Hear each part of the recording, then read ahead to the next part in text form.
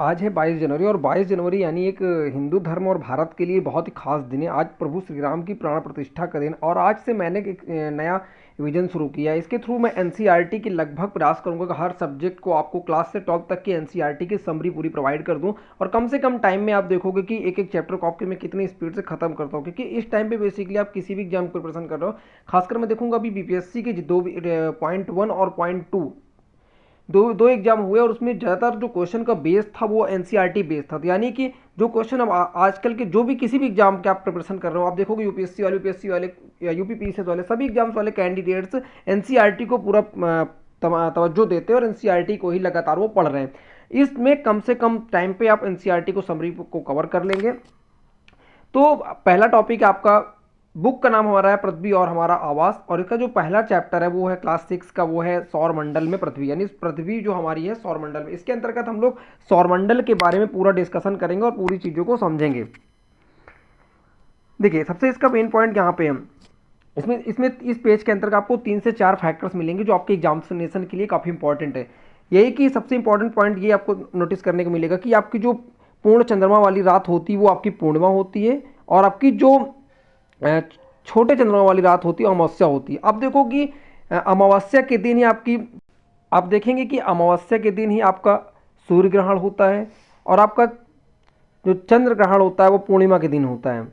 ये दोनों फैक्टर आपको याद रखना है, ठीक है। उसके बाद हम आगे चलेंगे, आगे देख सकते हैं कि आगे आपको एक बहुत बड़ी डिफिनेशन दे रखा है कि सूर्य, चंद्रमा और वे सभी वस्तुओं जो रात के समय आसमान में चमकती हैं उसको खगोलीय पिंड कहते हैं। ये खगोलीय पिंड की डिफिनीशन, ये है खगोलीय पिंड की डिफिनीशन।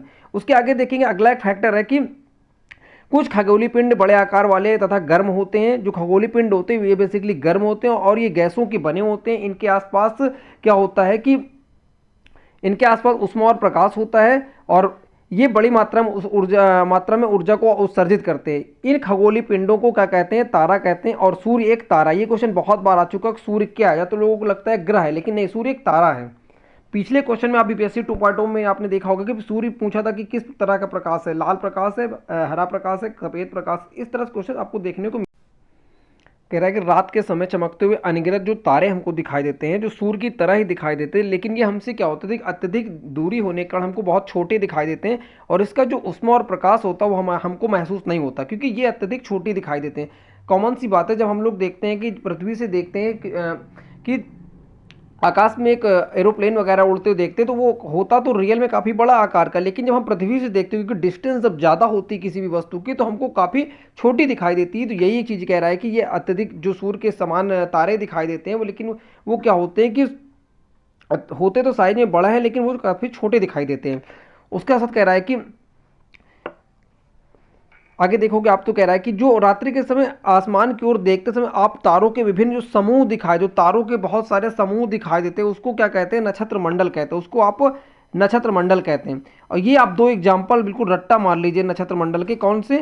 पहला तो आपका है, पहला आप रट्टा मार लीजिए एक आरसा मेसर, और दूसरा रट्टा मार लीजिए एक आपका बिग बियर। ये दोनों के देखिए एनसीईआरटी के जो एग्जाम्पल्स है वो आपको एग्जैक्ट आपको सेम टू सेम एग्जामिनेशन में देखने को मिलेंगे। और उसका कह रहा है ये इनको क्या कहते हैं कि ये नक्षत्र मंडल एक सप्त ऋषि जो है 7 तारों का समूह होता है, जिसको हम नक्षत्र मंडल अल्सा मेसर का भाग होता है, ठीक है। आगे चलते हैं, आगे दे रखा है कि प्राचीन समय में लोग रात्रि के समय सूर्य का निर्धारण तारों की सहायता से करते थे। यानी कि जो प्राचीन समय में क्या होता था कि सूर्य का निर्धारण हम लोग कैसे करते, दिशा का निर्धारण कैसे करते थे? हम लोग ये देखते थे कि उत्तरी तारा उत्तर की दिशा को दिखाता था, इसे हम जिस उत्तरी तारा को ही हम लोग ध्रुव तारा के नाम से जाना जाता था। यह आसमान में हमेशा एक ही स्थान पर रहता था। हम लोग क्या करते थे बेसिकली कि उत्तर दिशा को डिसाइड कर लेते थे, उसके हिसाब से कि ध्रुव तारा जिधर दिखाई देता था उधर को हम उत्तर दिशा मान लेते थे। उसके हिसाब से हम लोग उत्तर दक्षिण पूरा पश्चिम दिशा का अनुमान लगा लेते थे। यह आसमान में हमेशा एक ही स्थान पर रहता था, क्योंकि ये फिक्स होती है। एक्चुअल होता क्या था, ये फिक्स होता था। हम सप्त ऋषि की सहायता से ध्रुव तारे की स्थिति को जान लेते थे। और ये इसका आप देख सकते हैं चित्र में, चित्र के हिसाब से उन्होंने डिफाइन भी कर रखा है कि ये इस हिसाब से हम लोग समझ लेते थे कि ये उत्तर दिशा है, तो हमारे ये अगर आप सामने की तरफ उत्तर है तो पीछे हो जाएगी आपकी दक्षिण, और राइट हैंड की साइड आपका पूरब, और लेफ्ट हैंड की साइड आपका हो जाएगा पश्चिम दिशा। उसमें इसमें और जो मेन फैक्टर वो देख सकते हैं कि बता रखा है कि ग्रह की डिफिनेशन क्या होती है। जो ग्रह होते हैं आपके, इन्होंने बता रखा है, जो ग्रह होते हैं कुछ खगोली, यहाँ पर देखिए, कुछ खगोली पिंडों में अपना प्रकाश और उष्मा नहीं होता है, वो तारों के प्रकाश से प्रकाशित होते हैं। देखिए जो ग्रह होते हैं वो क्या होता है, उनका खुद का कोई प्रकाश नहीं होता, खुद का कोई उष्मा। जैसे पृथ्वी एक ग्रह है, लेकिन आप देखोगे कि उसमें कोई खुद का प्रकाश नहीं होता, ना ही पृथ्वी में कोई खुद की उष्मा है वो, लेकिन क्या होता है कि दूसरे किसी तारा की सहायता से वो लोग चमकते हैं, ठीक है, उसमें चमक होती है। ग्रह जो होता है वो बेसिकली आप देखोगे, ये वर्ड याद रखने लायक है, ग्रह जो होता है वो प्लैनेट, ग्रह को प्लैनेट कहते हैं, जो ग्रीक भाषा, ये क्वेश्चन बन सकता है किस भाषा के शब्द से ग्रह जो प्लैनेट शब्द बना है, प्लैनेट शब्द जो बना है वो ग्रीक भाषा के शब्द प्लेंटेन से बना है, ठीक है, जिसका अर्थ होता है परिभ्रमक, जिसका जो अर्थ होता है, मीनिंग होता है वो होता है बेसिकली इसका जो अर्थ होता है वो होता है बेसिकली परिभ्रमक। आगे चलते हैं। पर चारों ओर घूमने वाला था, जो ग्रह होते हैं वो क्या होते हैं, आप देखोगे कि सूर्य के चारों, जितने भी ग्रह, 8 ग्रह हैं, और 8 ग्रह क्या करते हैं, सूर्य की परिक्रमा को लगाते हैं और सूर्य के चक्कर लगाते हैं, ठीक है। पृथ्वी जिस पर हम लोग रहते हैं, यह एक ग्रह है, यह अपना संपूर्ण प्रकाश और ऊष्मा सूर्य से प्राप्त करता है, जो पृथ्वी के सबसे नजदीक का तारा है। पृथ्वी को बहुत अधिक दूरी से, जैसा चंद्रमा से देखने पर चंद्रमा एक चमकता हुआ प्रतीक होता है। देखिए पृथ्वी का एक उपग्रह है जो प्राकृतिक उपग्रह है, वो है आपका चंद्रमा, मून। अभी हम आगे आपसे डिस्कशन करेंगे किस ग्रह के कितने उपग्रह है, पूरे एक एक चीज आगे इस चैप्टर को अगर आप देख लोगे तो सौरमंडल वाला टॉपिक आप। अब यहाँ पे हम लोग जानेंगे कि ग्रहों की, जो हमारे ग्रह होते हैं कितने ग्रह हैं, टोटल ओवरऑल 8 ग्रह हैं, और जो 8 ग्रह हैं वो सूर्य की परिक्रमा करते हैं। तो सबसे पहले हम देखेंगे जो सबसे पास का ग्रह है सूर्य के, वो है बुध। तो बुध, देखिए बुध जो होता है मरकरी, अब बुध के बारे में समझेंगे। बुध का बेसिकली जो हमारा परिक्रमण काल होता है, ये सर्किल में क्या होता है, देखिए सूर्य उसके बीचों बीच में होता है, एक सेंटर पे होता है, और जो हमारे ग्रह हैं, ग्रह बेसिकली क्या होते हैं कि वो उसके चारों ओर राउंडिंग में चक्कर लगाते रहते हैं, ऐसे सर्किल पे चक्कर लगाते रहते हैं सभी ग्रह से, ठीक है। ये बेसिकली रूट्स होता है किसका, ग्रहों का। अब हम लोग जानेंगे कि अब हम लोग बेसिकली देखेंगे कि किस ग्रह के बारे में कितने टाइम लगता है, कितने दिनों के अंतर्गत वो ग्रह अपने परिक्रमा को कंप्लीट करता है। देखिए एक क्वेश्चन हमेशा यहाँ पे बना करता है, मैं आपको बता दूं कि अगर आपने एग्जाम क्वेश्चन सॉल्व किया होगा, आपने देखा होगा, बेसिकली पूछता है कि कौन से ग्रहों का क्रम, सबसे सूर्य के पास के हिसाब से, दूरी के हिसाब से इनका क्रम बताइए। सबसे पास का ग्रह होता है बेसिकली आप देखोगे बुध, उसके बाद आपका होता है बुध, फिर शुक्र, फिर पृथ्वी, फिर देखोगे आप मंगल, फिर बृहस्पति, फिर शनि, फिर अरुण, फिर वरुण। ये बेसिकली क्रम है इनका, आकार के अनुसार इनका क्रम है। सबसे पास का जो सूर्य का ग्रह होता है वो होता है बुध होता है, फिर जो दूरी का ग्रह है वो बेसिकली क्या होता है आपका, वरुण होता है। पृथ्वी जो है, पृथ्वी जो है मंगल और शुक्र के बीच में, ठीक है, क्रम के हिसाब से। पहले क्या था, बेसिकली 9 ग्रह थे, लेकिन 2006 में क्या होता था, यम जो था वो ग्रहों के चक्कर लगाते लगाते, सूर्य के चक्कर लगाते लगाते बेसिकली क्या होता था, वो अपनी कक्षा को छोड़कर दूसरी कक्षा में प्रवेश कर जाता था, जिससे क्या होता था, कहीं ना कहीं जो दूसरे ग्रह थे उनकी चाल कहीं ना कहीं गड़बड़ा जाती थी। तो ये इसलिए बेसिकली क्या किया गया कि यम को 2006 में ग्रहों की श्रेणी से बाहर कर दिया गया। तो अब प्रेजेंट टाइम में अगर बात किया जाए आपसे, तो इस टाइम पे 8 ग्रह हैं। कितने ग्रह हैं, ग्रहों की जो कुल संख्या है वो टोटल 8 है, ठीक है। अब हम जानेंगे यहाँ पे कि ग्रहों के बारे में, किस ग्रह के परिक्रमण काल क्या है, कितना टाइम लगता है। देखिए अब हम जानेंगे बुध ग्रह के बारे में। अब बुध के बारे में अगर हम बेसिकली आपसे डिस्कशन करें, तो बुध जो होता है वो सूर्य के चारों ओर जो परिक्रमा कंप्लीट करता है वो लगाता है बेसिकली 88 डेज में। कितने डेज में, 88 डेज में। और अपने अक्ष में जो परिक्रमा कंप्लीट करता है वो 59 डेज में कंप्लीट करता है। तो ये दो चीज़ें याद रखना है। उसका तब हम जानेंगे शुक्र ग्रह के बारे में। शुक्र ग्रह के बारे में डिस्कशन करें तो शुक्र जो है सूर्य के चारों, ये सभी ग्रह, जितने भी ग्रह मैंने आपको स्टार्टिंग में बताया था, जितने भी ग्रह हैं ये बेसिकली क्या करते हैं, 8 ग्रह सूर्य के चारों ओर परिक्रमा करते हैं। अब आपसे यहाँ पे क्वेश्चन ये नहीं बनेगा कौन सा ग्रह कितने दिन में चक्कर लगाता है, लेकिन जो क्वेश्चन बनेगा मैं आपको जरूर प्रयास करूंगा उनको एक एक चीज को डिफाइन करूँ, जिससे कि आपको और भी कॉन्सेप्ट को अच्छे से क्लियर कर सके। अगर आप चैनल पर सब्सक्राइब कर लेंगे तो मुझे एनर्जी मिलेगी, क्योंकि मैं चाहता हूँ कि पूरी जियोग्राफी की जो क्लास 6 से लेकर के क्लास 12 तक की जो भी एनसीईआरटी 10 तक की है उन चीज़ों को मैं कवर करूँ, क्योंकि आने वाले टाइम पे आप देखोगे ज़्यादातर एग्जामिनेशन में जो भी क्वेश्चन बनते हैं वो एनसीईआरटी से ही बनते हैं, आपको same to same exact question देखने को डिक्टो मिलेंगे। तो मैं चाहता हूँ आप चैनल को सब्सक्राइब करें, वीडियो को अधिक से अधिक शेयर करें, जिससे कि मुझे काफ़ी सपोर्ट मिलेगा आगे चल के ज़्यादा से ज़्यादा वीडियो को शूट करने में। उसके बाद आप देखेंगे पृथ्वी के बारे में। पृथ्वी के बारे में क्वेश्चन आपसे बनता है कि पृथ्वी का जो परिक्रमण काल वो होता है वो कितना होता है, तो आप याद रखोगे 365 दिन। 365 हमारे एक साल में दिन होते हैं, यानी कि एक साल में पूरा जो हमारा एक परिक्रमण काल को पृथ्वी कंप्लीट कर लेती है। अपने अक्ष में कितने दिन लगाती है, एक दिन के अंदर अपने अक्ष को कवर कर लेती है। और इसका एक ही उपग्रह है जो इसका नाम क्या है, चंद्रमा। चंद्रमा एक इसका उपग्रह है जो कि प्राकृतिक इसका उपग्रह है जो कि इसके चक्कर लगाता है, ठीक है। अब हम जानेंगे मंगल ग्रह के बारे में।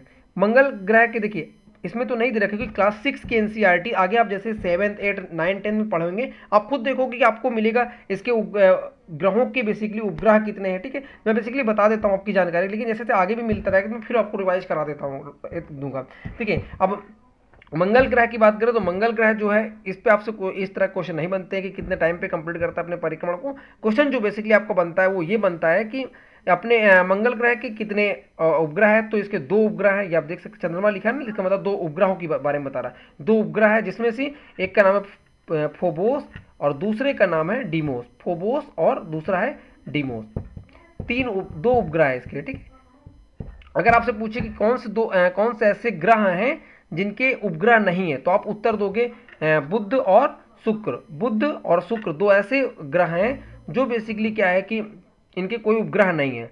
पृथ्वी के बारे में बात करूँ तो और पृथ्वी के बारे में आपको बता ही दिया, मंगल का भी बता दिया मैंने। इसके बाद अब हम जानेंगे कि देखिए आंतरिक ग्रह क्या होते हैं। सूर्य के जो बहुत नजदीक होते हैं, सूर्य के बहुत नजदीक इन द सेंस कि आंतरिक ग्रहों की अगर संख्या, क्वेश्चन आपसे पूछे कि आंतरिक ग्रहों की संख्या कितनी है, तो आंतरिक ग्रहों की संख्या बेसिकली 4 है। अब कौन कौन से ऐसे ग्रह हैं जिनको आंतरिक ग्रह के अंतर्गत रखा गया, आप याद रखोगे बुध, शुक्र, पृथ्वी, मंगल, इन चारों ग्रहों को आंतरिक ग्रह कहते हैं। जबकि इन चारों ग्रहों को आपका बृहस्पति, शनि, अरुण और वरुण, आपको इन जो चारों ग्रहों को इनको क्या कहते हैं, बेसिकली बाह्य ग्रह कहते हैं। आंतरिक ग्रह कैसे याद रखेंगे, जो सबसे पास हैं पृथ्वी के वो सूर्य के, वो बेसिकली आपके आंतरिक ग्रह, जो दूर हैं वो बेसिकली आपके बाह्य ग्रह या दूरी के हिसाब से ग्रह। अब एक क्वेश्चन आपसे हमेशा बनता है कि क्षुद्र ग्रह किन 2 ग्रहों के बीच में होती है। क्वेश्चन हमेशा अगर आपने पीवाईक्यू क्वेश्चन किसी भी एग्जामिनेशन के लगा आपने देखा होगा, क्षुद्र ग्रह बेसिकली कहाँ पे होते हैं, क्षुद्र ग्रह बेसिकली होते हैं मंगल ग्रह और बृहस्पति के बीच में। ये देख रखे हैं आपने, ये क्षुद्र ग्रह है, तो ये आपने इस चीज़ों को क्लियर हो गया। क्वेश्चन आपसे बनता है, आपने अगर क्वेश्चन लगाया हो तो आपने जरूर देखा होगा इन चीज़ों को। और मैं आपसे डिस्कशन करूंगा बृहस्पति ग्रह के बारे में। बृहस्पति ग्रह के बारे में इसमें जितना भी दे रखा है इसमें से कोई क्वेश्चन मुझे अभी तक देखने नहीं मिला, भले एनसीईआरटी में दे रखा है लेकिन नहीं देखने मिला। हम उन्हीं चीज़ों को पढ़ेंगे बेसिकली एनसीईआरटी बुकों में, जो क्वेश्चन मुझे एग्जामिनेशन में देखने को मिला है ज़्यादातर एग्जामिनेशन में, उन क्वेश्चन को आपसे जरूर मैं डिस्कशन कर लूँगा। अब बृहस्पति के बारे में, तो बृहस्पति की भी काफ़ी जो है उपग्रह है इसके भी। सबसे ज़्यादा अगर उपग्रहों की बात करूं तो किस ग्रह के, तो आपको देखोगे बृहस्पति के पास भी काफ़ी है और शनि के पास भी काफ़ी है, ठीक है। उसके बाद शनि है, उसके बाद आप देखोगे अरुण है और फिर ये आपका वरुण है। ये बेसिकली आपके 8 ग्रह हैं। अब मैंने आपसे वाह्य ग्रह के बारे में मैंने आपको बता ही दिया था कि वाह्य ग्रह क्या होता है, तो मैंने आपसे ये डिस्कशन में कर चुका था। अब हम नेक्स्ट पेज पे मूव ऑन करेंगे और नेक्स्ट पेज के बारे में जानेंगे कि नेक्स्ट पेज में अब हम लोग बेसिकली जानेंगे सौर मंडल क्या होता है। देखिए सौर मंडल टॉपिक था, अब हम जानेंगे कि सौर मंडल क्या होता है। देखिए सूर्य 8 ग्रह और उपग्रह, ठीक है, और कुछ और खगोलीय पिंड जैसे क्षुद्र ग्रह, उल्का पिंड, इन सब से मिलकर सौर मंडल का निर्माण होता है, जिसे हम सौर परिवार का नाम देते हैं। जिसमें से जिसका हेड कौन है, सूर्य इन सब में हेड होता है, सूर्य इन सब का हेड है, ठीक है। तो ये बेसिकली सौर मंडल की डिफिनेशन क्या होगी, सूर्य 8 ग्रह, उपग्रह तथा अन्य खगोलीय पिंड जैसे क्षुद्र ग्रह से मिलकर के बना होता है, जिसका मुखिया अगर बात करूँ, गार्जियन की बात करूँ, तो सौर मंडल कौन है, सौर मतलब सूर्य, ठीक है, उसका कौन है मुखिया, सूर्य है। अब हम बेसिकली जानेंगे सूर्य के बारे में। देखिए सूर्य सौर मंडल के केंद्र, मैंने आपको पिक्चर में भी दिखाया था कि सूर्य होता है बिल्कुल सेंटर में स्थित है और ये काफ़ी बड़ा होता है, साइज में काफ़ी बड़ा होता है और गर्म गैसों से बना हुआ होता है। और ये क्या होता है, बेसिकली खिंचाव बल के कारण सौर मंडल में बंधा होता है, ठीक है। सूर्य सौर मंडल के लिए प्रकाश और उष्मा का एकमात्र स्रोत। देखिए हमको पता है कि हमें जो पृथ्वी पर उष्मा और प्रकाश मिलता है वो किससे मिलता है, वो बेसिकली सूर्य के माध्यम से, सूर्य के द्वारा मिलता है। उसका फर्क आपको बताऊं कि ये आपको याद रखना है, जो याद रखने लायक फैक्टर मैं आपको बता दूंगा क्या क्या चीज़ें आपको याद रखना है। सूर्य से अगर मैं पृथ्वी की दूरी की बात करूं तो लगभग 15 करोड़ किलोमीटर है, जो आपको बहुत क्वेश्चन एग्जामिनेशन में देखने को मिलेगा। इसको आपको याद रखना है, ये फैक्टर आपको याद रखना है। और सूर्य क्या है, मैंने आपको बता दिया कि सूर्य एक तारा है। अब हम बेसिकली डिस्कशन करेंगे ग्रह के बारे में, ग्रह क्या होता है। क्वेश्चन आप देखोगे पीआईक्यू, अगर भरोसा नहीं तो इस एनसीईआरटी को क्लास 6 की सिर्फ आप एनसीईआरटी के क्वेश्चन आप पढ़ने के बाद एनसीईआरटी आप सिर्फ सीधे चले जाओ, क्वेश्चन लगाओ, आप देखोगे कई क्वेश्चन ऐसे मिलेंगे जो आपको मैंने इसी वीडियो में आपको डिस्कशन कर रखा है, मैंने बताया। अब आपसे क्वेश्चन डिक्टो पूछता है कि कितने ग्रह हैं। मैंने आपको पहले बताया था, ग्रहों की अगर मैं बात करूँ 8 ग्रह है इस टाइम पे, ठीक है, जिसका क्रम मैंने पहले आपको डिस्कसन किया, बुध है, शुक्र, पृथ्वी, ठीक है, मंगल, बृहस्पति, शनि, अरुण और वरुण, ये बेसिकली। अब इसको आपको याद कैसे रखना है, याद जरूर रखिए क्योंकि क्रम हमेशा आता है। आप 8 में से क्या होता है बेसिकली, कभी बीच से उठा लेता है, कभी कहीं से उठा के पूछ लेता है कि इनको सही क्रम में लगाइए। तो याद रखने की ट्रिक, और जो बहुत अच्छी मुझे एनसीईआरटी में ये लगी, इस ट्रिक को आप हमेशा याद रखिएगा। इसकी ट्रिक क्या है, my very efficiency mother just served us nuts. M से आपका मरकरी बन जाएगा, वे से वेनस बन जाएगा, ई से बन जाएगा आपका अर्थ बन जाएगा, एम से मार्स बनेगा, ज से जुपिटर बनेगा, और आपका यू से बन जाएगा यूरेनस बन जाएगा, ठीक है, और एन से नेपच्यून बनेगा। ये बेसिकली इनका आपका जो है दूरी के अनुसार इनका क्रम है। देखिए आकार के अनुसार अलग है, समझिएगा अंतर इन चीज़ों को लेकर बारीकी से। आकार के अनुसार से मैंने आपको पिछला बताया जहाँ पे मैंने पिछली वीडियो पिछले चित्र में दिखाया था, लेकिन ये क्या है बेसिकली दूरी के हिसाब से। वहाँ पे आप देखोगे एक क्वेश्चन हमेशा फंसाता है, ये देखिए वहाँ पे क्या था, बुध, शुक्र, पृथ्वी, मंगल, बृहस्पति, ये था। लेकिन यहाँ पे क्या है, यहाँ पे आप देख रहे हो कि बदल जाएगा। तो इन चीज़ों को आप याद रखिएगा, नहीं क्वेश्चन आपको जरूर आपके गलत हो जाएंगे। उसके बाद देखेंगे कि क्या होता है। अब देखिए कक्षा क्या होती है। सौर मंडल में सभी आड़ग्रह एक निश्चित पथ पर सूर्य का चक्कर लगाते हैं। ये रास्ते, अब आपसे क्वेश्चन पूछेगा कि जो चक्कर लगाते हैं इनका आकार कैसा होता है। तो इनका जो आकार होता है बेसिकली वो होता है दीर्घ वृत्ताकार। ये आपको याद रखना है, कैसा होता है, दीर्घ वृत्ताकार होता है। दीर्घ वृत्ताकार आपको ये होता है, ठीक है। उसके साथ साथ जो दीर्घ वृत्ताकार होता है ये बेसिकली क्या होता है, यही कक्षा कहलाते हैं। जो दीर्घ वृत्ताकार सर्किल में राउंडिंग करता है वही आपके क्या होते हैं, कक्षा कहलाते हैं। इसके बाद आपसे मैंने पहले भी डिस्कशन किया था कि अब शुक्र, अब देखिए शुक्र को पृथ्वी का जुड़वा बहन कहते हैं। ये भी क्वेश्चन हमेशा आता है कि पृथ्वी का जुड़वा बहन कौन होता है, वो कौन होता है, शुक्र को माना जाता है। क्यों, क्योंकि आकार और आकृति के अनुसार ये बेसिकली पृथ्वी के लगभग बराबर है, इसलिए इसको क्या कहते हैं, शुक्र को पृथ्वी की बहन कहते हैं, ठीक है। प्लेटो को, अब यहाँ पे देखिए मैंने आपको पहले भी डिस्कशन किया था कि प्लेटो को बेसिकली इस टाइम पे ग्रह नहीं माना जाता, प्लेटो को ग्रह नहीं माना जाता है, ठीक है। कब इसको अंतर्राष्ट्रीय खगोलीय संगठन ने बाहर किया था, 2006 में। ये क्वेश्चन आपसे बन सकता है कब इसको बाहर किया गया, और इसको उठाकर अब कहाँ रख दिया गया, बौने ग्रह की श्रेणी में रख दिया गया। बौने ग्रह, कुछ और भी बौने ग्रहों की बात करूँ, ये क्वेश्चन मुझे कई बार एसएससी के एग्जाम में देखने को मिला है। 2003 यूबी 313 और सीरस, ये बेसिकली दो बौने ग्रह जो एनसीईआरटी के एग्जाम्पल, आप उसको रट्टा मार लीजिए, वो जरूर आपको एग्जामिनेशन में देखने को मिलेगा। तो आपको ये जरूर याद रखने की जरूरत है और याद जरूर रखिएगा। अब हम लोग जानेंगे पृथ्वी के बारे में। देखिए पृथ्वी जो हमारी होती है, पृथ्वी का ये क्वेश्चन हमेशा बनता है। देखिए मैंने आपसे पहले भी डिस्कशन किया पिछले, अभी अब फिर से बता दूं कि पृथ्वी जो बेसिकली दूरी के हिसाब से इसकी बात करूं तो दूरी के हिसाब से ये बेसिकली तीसरा ग्रह है। ऐसे क्वेश्चन पूछता है कि पृथ्वी का दूरी के हिसाब से कौन सा ग्रह है। अगर आकार की बात करूँ तो आकार के हिसाब से पांचवा। याद रखिएगा, दोनों फैक्टर्स बहुत इंपॉर्टेंट हमेशा आपको एग्जामिनेशन में देखने को मिलेंगे, और ये क्वेश्चन ज़्यादातर कैंडिडेट गलत भी करते हैं। या ध्रुवों के पास थोड़ा चपटी होती, यही कारण है कि इसके आकार को क्या कहते हैं, इसके आकार को क्या कहते हैं, इसके आकार को बेसिकली हम भूभाग कहते हैं। क्या कहते हैं, इसके आकार को भूभाग कहते हैं। भूभाग का अर्थ होता है पृथ्वी के समान, यानी जो पृथ्वी के समान है उसको भूभाग कहते हैं। उसके बाद देखेंगे, ये तो आपको पता है कि जीवन की जो सभी अनुकूल परिस्थितियां पृथ्वी में होती है। पृथ्वी के अलावा भी किसी ग्रह में अनुकूल परिस्थितियां नहीं। अनुकूल परिस्थिति मतलब कि मानव को किन किन, मानव या किसी भी जीव को किन किन चीज़ों की आवश्यकता होती है। जैसे आपको अन्न चाहिए, जल चाहिए, सूर्य का प्रकाश मिले, ये सब बहुत ऐसी चीज़ें हैं इनके साथ साथ की जिसकी आवश्यकता होती है मानव को। तो ये सभी आवश्यकताएं सिर्फ वर्तमान समय में एक ही ग्रह है पृथ्वी, जहाँ पे पूरी होती है। इसके अलावा और कोई भी ग्रह नहीं है जहाँ पे इन सभी आवश्यकताओं की पूर्ति होती है। अगर होता तो वहाँ पे भी इस समय मानव का निवास होता और मानव रह रहा होता।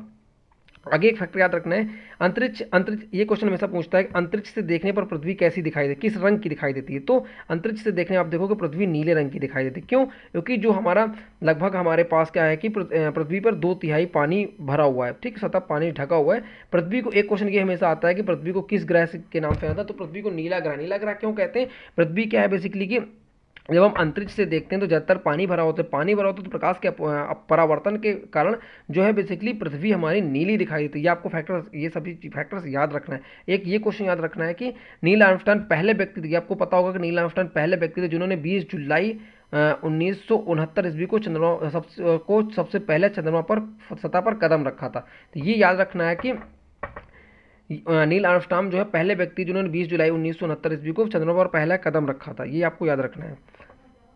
अगला, अब हम जानेंगे बेसिकली चंद्रमा के बारे में। चंद्रमा क्या है, चंद्रमा हमारे पृथ्वी का ही एक आपका प्राकृतिक उपग्रह। देखिए प्राकृतिक उपग्रह कृत्रिम उपग्रह में क्या अंतर है। प्राकृतिक उपग्रह का मतलब होता है जो गॉड गिफ्टेड यानी कि जो प्रकृति के माध्यम से बनाया गया वो आपका होता है प्राकृतिक उपग्रह।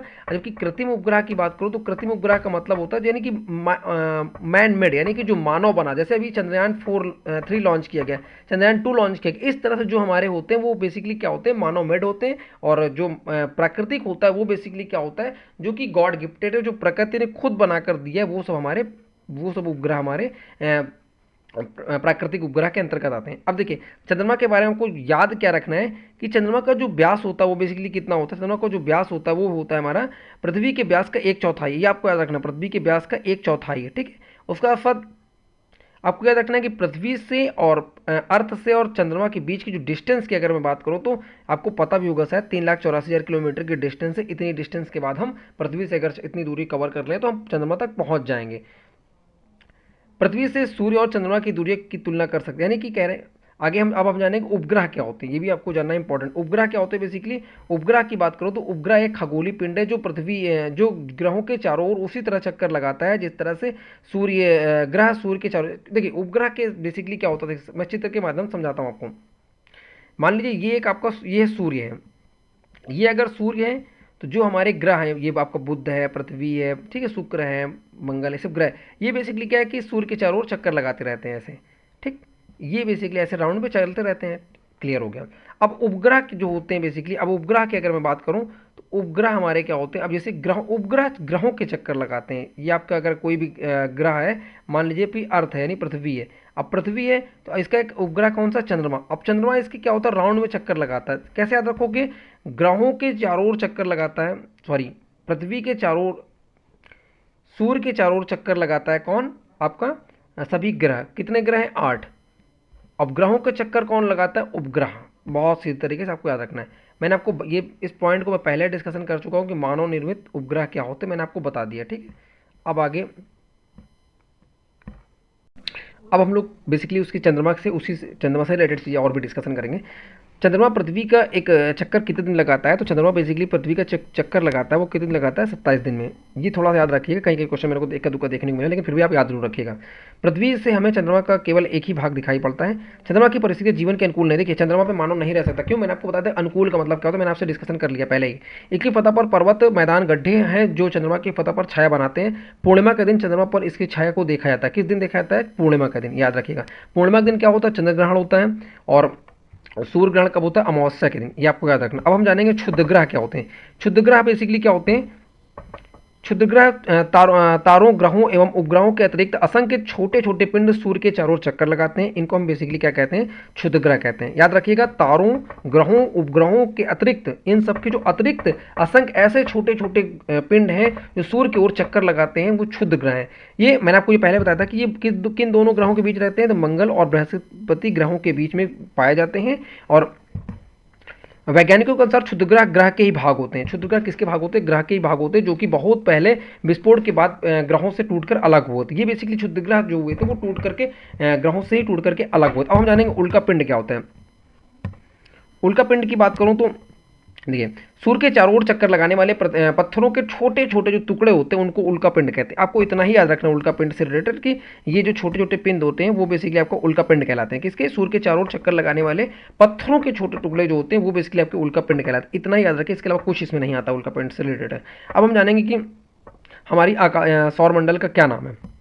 देखिए हमारी जो सौर मंडल है उसका बेसिकली नाम है आकाशगंगा। आकाशगंगा या फिर मिल्की वे, ठीक है, याद रखना आपको। हमारे सौर मंडल का जो नाम है वो आकाशगंगा है, फिर इसको कहते हैं मिल्की वे। एक क्वेश्चन हमेशा आता है, इसमें पता नहीं दिया है नहीं दिया मेरे को नहीं पता भी, तो इसमें एक क्वेश्चन हमेशा आता है कि हमारी आकाशगंगा का आकार कैसा, तो वो बेसिकली हमारा जो आकाशगंगा है उसका आकार है सर्पीलाकार है। याद रखिएगा, सर्पीलाकार है।